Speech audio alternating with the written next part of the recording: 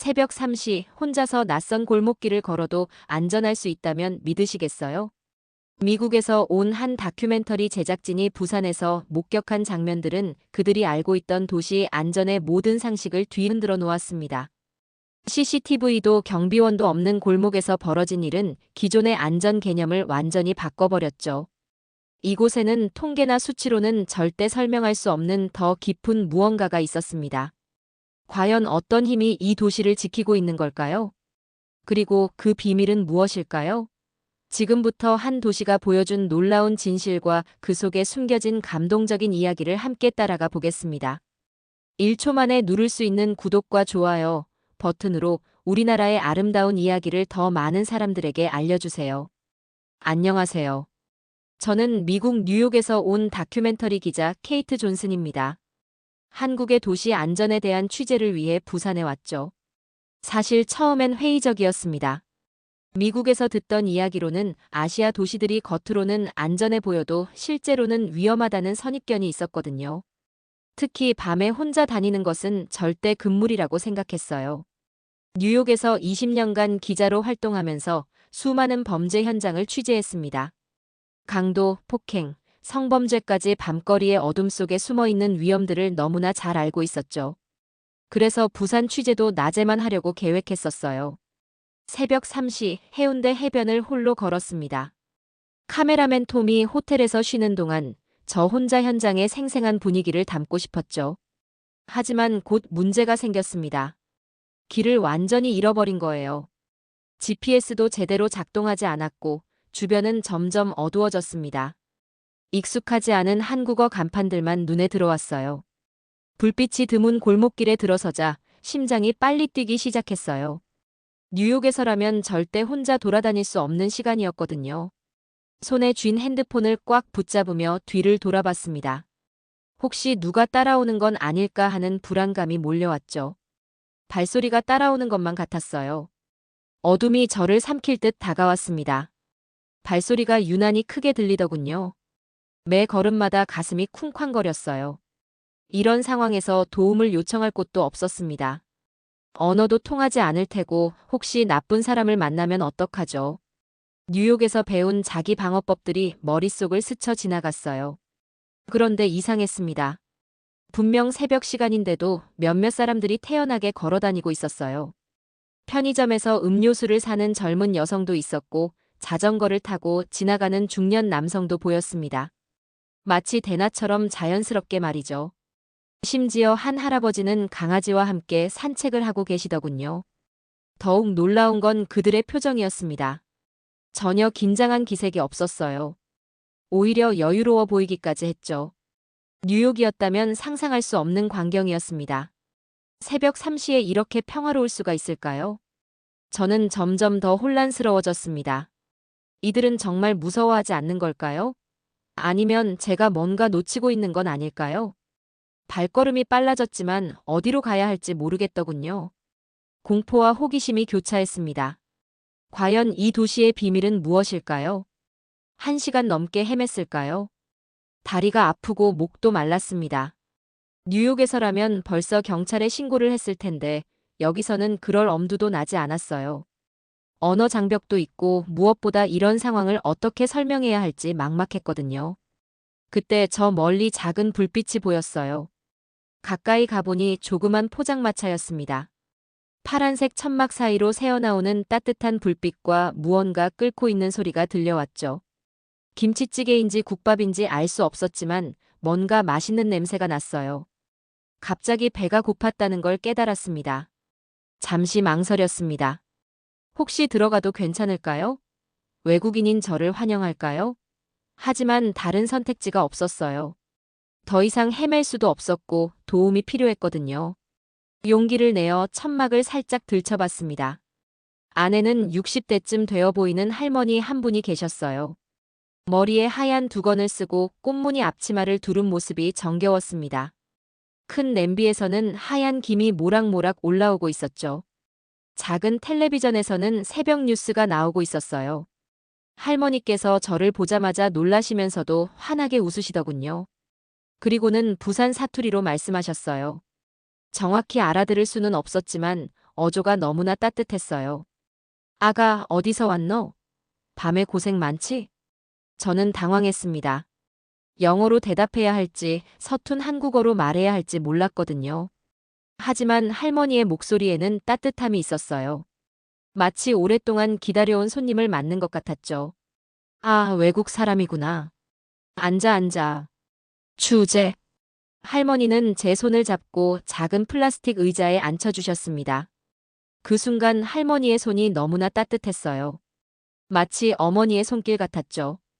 거칠지만 부드러운 세월의 흔적이 묻어있는 그 손에서 안정감이 느껴졌어요. 무언가 드실래요? 국밥 끓여놨는데. 할머니의 말씀에 저는 고개를 끄덕였습니다. 사실 배가 고팠거든요. 호텔 음식만 먹다가 현지 음식이 그리웠어요.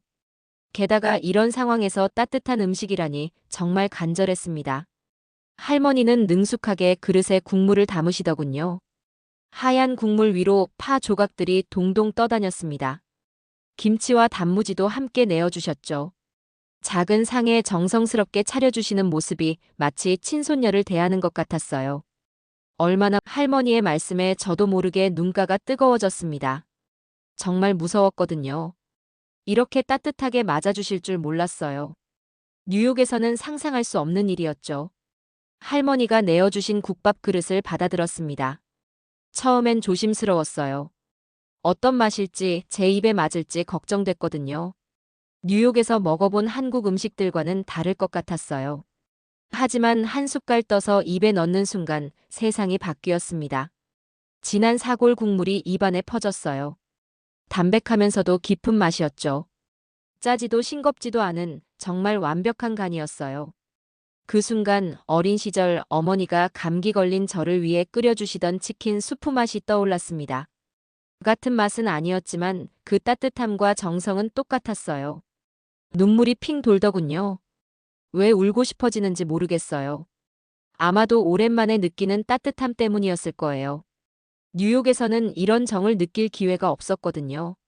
모든 게 비즈니스이고 계산적이었죠. 할머니께서는 제 어깨를 살그머니 두드려 주셨습니다. 마치 우는 아이를 달래듯이 말이에요. 외지인이면 더 챙겨줘야지. 여긴 부산 아이가. 그 말씀에 더욱 울컥했어요.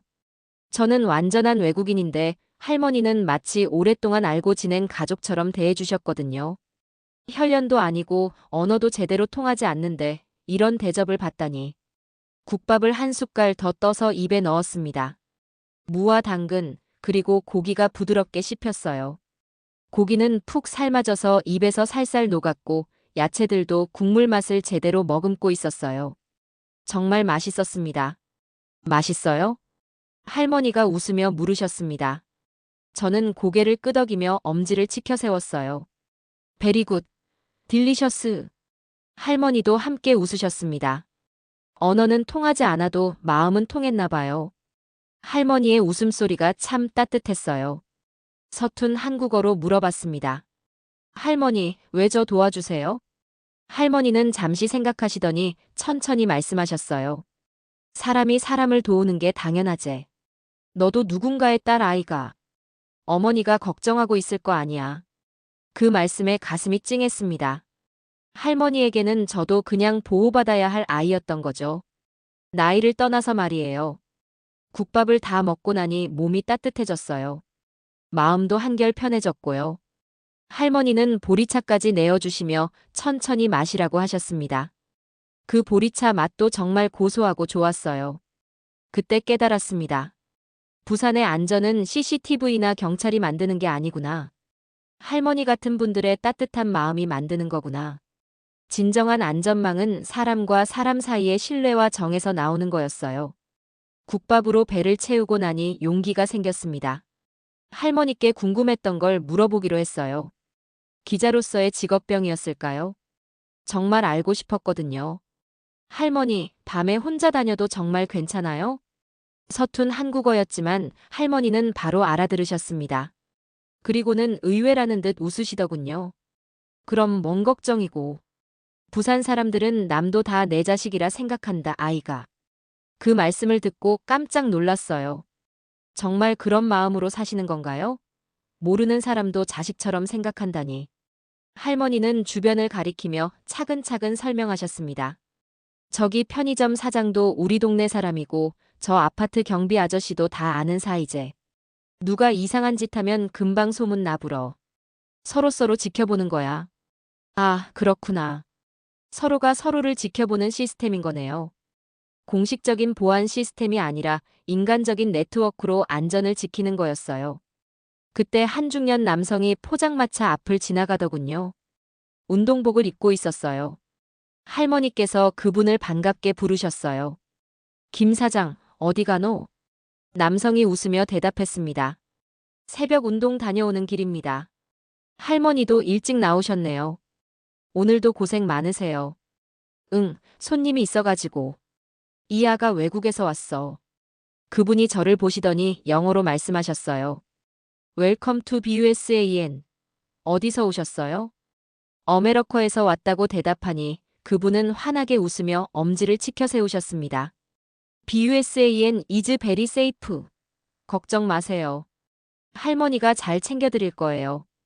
그분이 가신 후 할머니께서 자랑스럽게 말씀하셨어요. 저 양반도 좋은 사람이제. 가게 운영하면서 동네 일 많이 도와줘. 어려운 일 있으면 다들 저 양반한테 부탁해. 저는 점점 이해하기 시작했습니다. 부산의 밤거리가 안전한 이유는 이런 사람들 때문이구나. 서로를 알고 서로를 챙기는 공동체가 살아있는 거였어요. 그러고 보니 포장마차 주변으로도 사람들이 계속 오고 갔어요.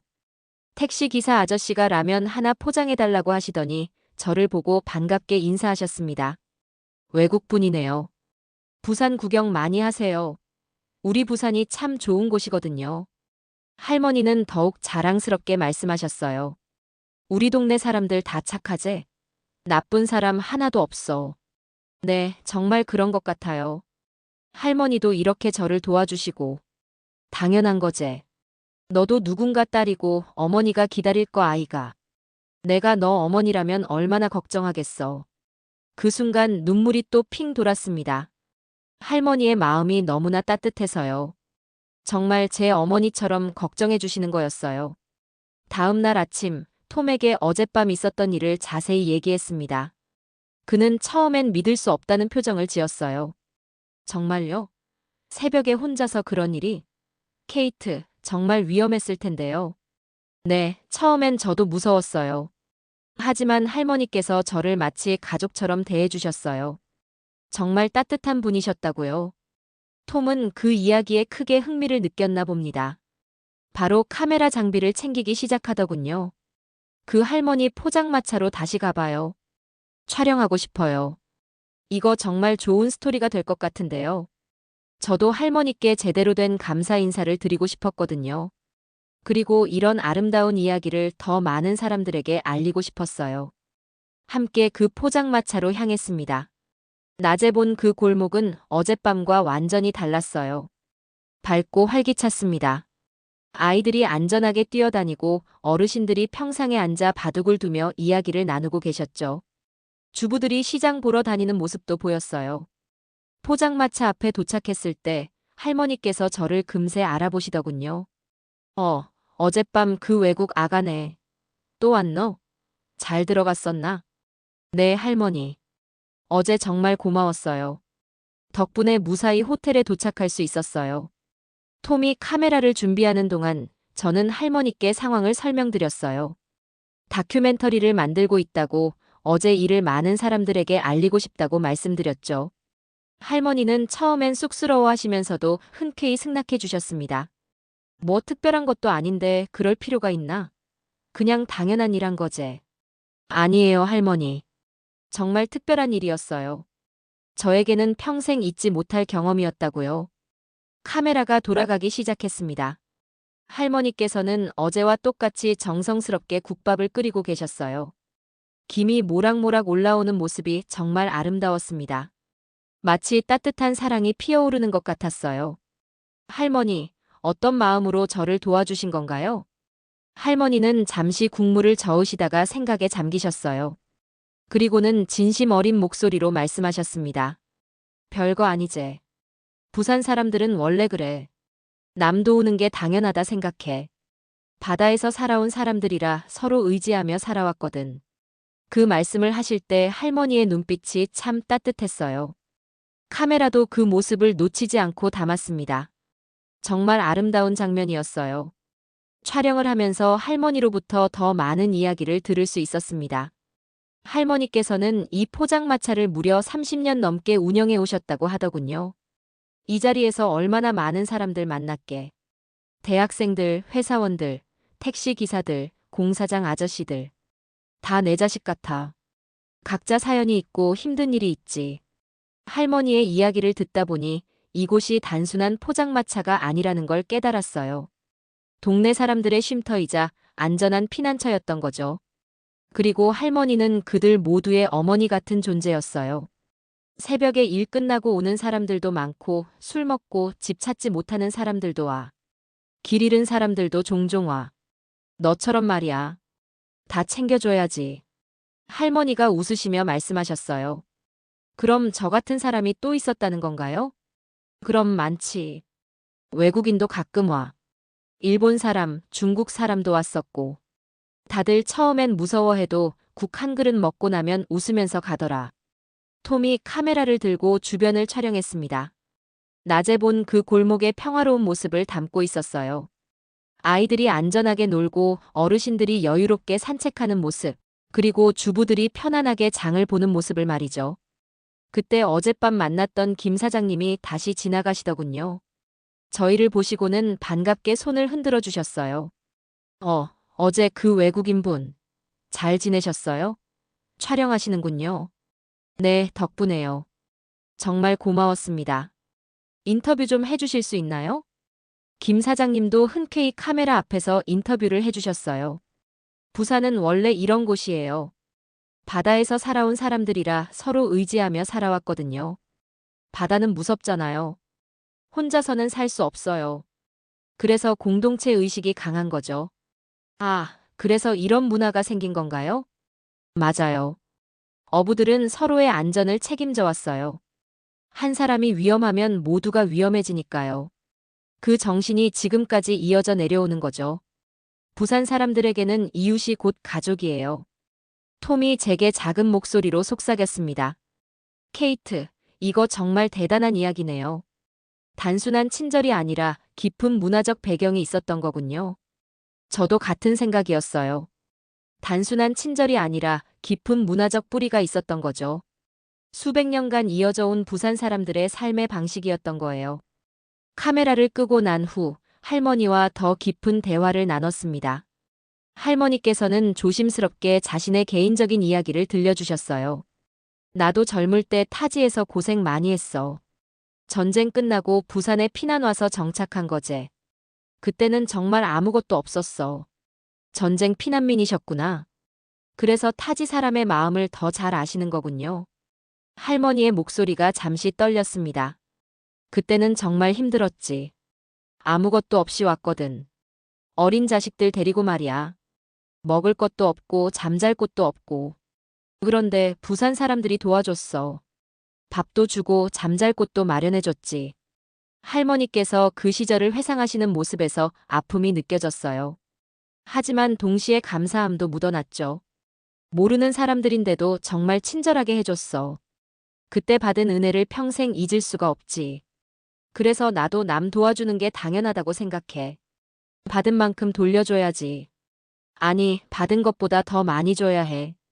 할머니의 말씀을 들으니 더욱 감동스러웠어요. 단순한 친절이 아니라 깊은 감사의 마음에서 우러나온 행동이었던 거죠. 그 마음이 대를 이어 전해져 내려오는 거였어요. 이 포장마차도 그런 마음으로 시작한 거예요? 응. 배고픈 사람들 배불리 먹이고 싶었어. 특히 새벽에 일하는 사람들, 밤늦게 힘든 일하는 사람들 말이야. 내가 받은 도움을 이런 식으로 갚는 거지. 할머니께서는 그동안 만났던 사람들 이야기를 더 들려주셨어요. 가출한 청소년을 집으로 돌려보낸 일, 술에 취해 길을 잃은 사람을 안전하게 집까지 데려다 준 일, 돈이 없어서 굶고 있는 대학생에게 공짜로 밥을 준 일들 말이죠. 가끔 무서운 사람들도 와요? 할머니가 씁쓸하게 웃으며 대답하셨어요. 무서운 사람은 없어. 다 사연 있는 사람들이지. 배고프거나 외로워서 그런 거야. 술 먹고 소리 지르는 사람도 있었지만 국밥 한 그릇 먹이고 이야기 들어주면 금세 얌전해져. 그 말씀에 또다시 눈물이 났어요.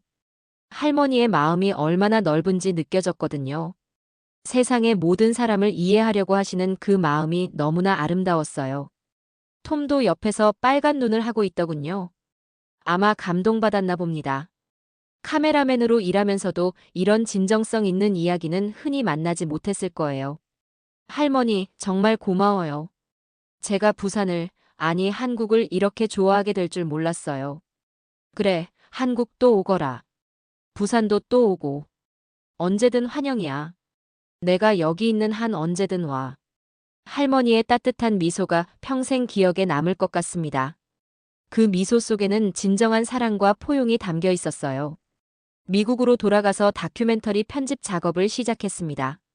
할머니와의 만남, 그리고 부산 사람들의 따뜻함을 담은 영상이었죠. 편집하면서도 계속 울컥했어요. 특히 할머니께서 국밥을 내어주시던 그 장면은 몇 번을 봐도 감동적이더군요. 톰이 정말 좋은 자막을 넣어주었습니다. 부산의 안전은 CCTV나 제도가 아니라 끓는 국처럼 뜨겁고 깊은 사람의 정에서 나온다. 정말 적절한 표현이었어요. 할머니의 국밥처럼 따뜻하고 진심 어린 마음, 그리고 그것이 만들어내는 진정한 안전망을 완벽하게 표현한 문장이었죠. 다큐멘터리가 완성되어 방송국에 제출했더니 대반향을 일으켰습니다. 시청자들의 반응이 폭발적이었어요. 방송 직후부터 전화와 이메일이 쏟아졌습니다. 시청자 댓글들을 읽어보니 눈물이 났습니다. 부산은 세계가 배워야 할 도시다. 이런 공동체 정신이 진정한 문명이다. 할머니의 마음이 정말 아름답다. 나도 저런 사람이 되고 싶다. 이것이 진짜 안전이다. 기술이 아니라 사람의 마음이 만드는 안전이다. 해외 시청자들도 비슷한 반응을 보였어요. 특히 유럽과 미국, 호주 시청자들이 놀라워했습니다. 한 프랑스 시청자는 이런 감동적인 댓글을 남겼어요. 파리에서는 상상할 수 없는 일이다. 새벽에 혼자 다니는 것도 무서운데 모르는 할머니가 이렇게 도와준다니. 부산 사람들의 마음이 부럽다. 독일 시청자도 깊은 감명을 받았나 봅니다. 이것이 진짜 공동체 정신이다. 우리도 배워야 할 것이 많다. 기술 발전보다 인간성 회복이 더 중요하다는 걸 깨닫게 해준다. 영국 시청자의 댓글도 인상적이었어요. 할머니의 국밥 한 그릇이 세상을 바꿀 수 있다는 걸 보여준다. 작은 친절이 얼마나 큰 힘을 가지는지 알게 되었다. 방송국에서는 후속 취재를 강력히 요청해왔어요. 부산의 다른 이야기들도 더 담아달라고 하더군요. 시청률도 예상을 훨씬 뛰어넘었다고 했어요. 저는 그 제안을 주저없이 받아들였습니다. 부산에는 할머니 같은 분들이 더 많을 테니까요. 그리고 그들의 이야기를 세상에 알리고 싶었어요. 다시 부산행 비행기 표를 예약하면서 가슴이 설렜습니다. 이번엔 길을 잃지 않아도 되겠지만 할머니 포장마차는 꼭 다시 찾아뵈야겠어요. 그 작은 포장마차에서 배운 것이 너무나 많거든요. 진정한 안전이 무엇인지, 사람의 따뜻함이 얼마나 큰 힘인지, 그리고 작은 친절이 어떻게 세상을 바꿀 수 있는지를 말이죠. 할머니, 정말 고마웠어요. 당신 덕분에 저는 부산을, 그리고 한국을 진심으로 사랑하게 되었답니다. 그리고 무엇보다 사람에 대한 믿음을 되찾을 수 있었어요. 곧 다시 뵙겠습니다. 이처럼 작은 친절 하나가 세상을 바꿀 수 있습니다. 여러분도 오늘 누군가에게 따뜻한 마음을 나누어 보시는 건 어떨까요? 이런 아름다운 대한민국의 이야기가 더 많은 사람들에게 전해질 수 있도록 구독과 좋아요, 그리고 댓글로 응원해 주세요. 보내주신 사연들 감사드립니다. 여러분의 작은 관심이 더 많은 감동 스토리를 발굴하는 힘이 됩니다.